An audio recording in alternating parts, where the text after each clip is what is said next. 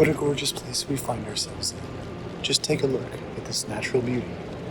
The swaying trees, gentle stream, and majestic mountain air. One might think that here at Western Carolina University's Benton Hall, students thrive in their studies and leisure. However, there are several things in this building that harm students on a daily basis. I'm Andrew Granger, a full-time resident here at Benton Hall and a first-year student at WCU. Today, join me as I expose how this building's lack of maintenance and poor design work together to worsen student life.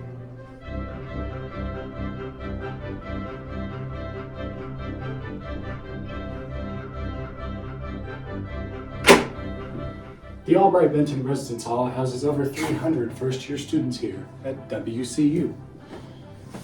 Equipped with laundry rooms, 2 bathrooms per floor, and central heating, it offers several amenities to its residents.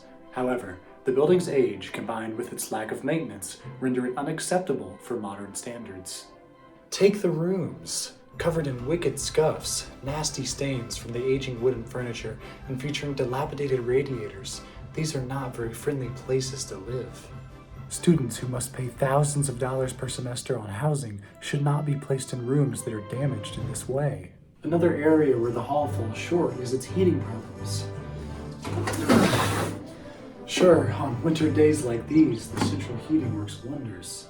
However, the months of August, September, October, April, and May bring heat that is not acceptable for living or sleeping.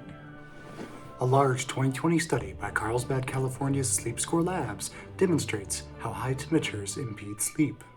The comprehensive study of 1,214 bedroom temperatures over the course of 3.75 million nights confirms that, for each 1 degree increase in bedroom temperature between 60 and 85 degrees Fahrenheit, sleep efficiency decreases by 0.06%. This finding, along with the conclusion that each additional degree removes 0.45 minutes of sleep per night on average, is enough to say that Benton Hall's lack of air conditioning profoundly affects its residents' sleep.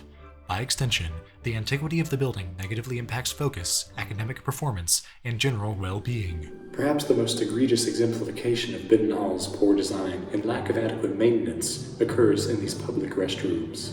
Just look at what Benton residents have to contend with every single day. Broken appliances, destroyed facilities, and general filth run rampant in these parts. These shortcomings can easily be addressed, but the greater concern here is the space's poor design.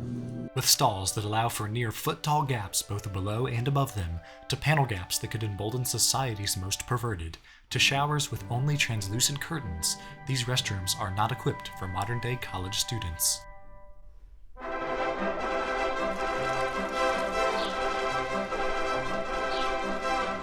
Benton Hall is certainly a place where a freshman student can live.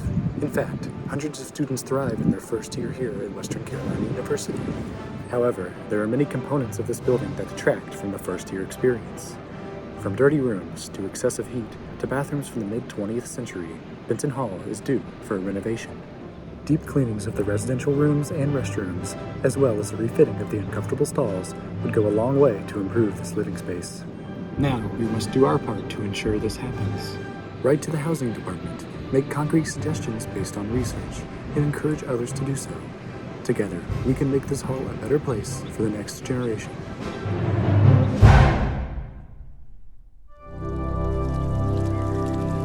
The upcoming short film is a caricature of how many Benton Hall residents abuse their building.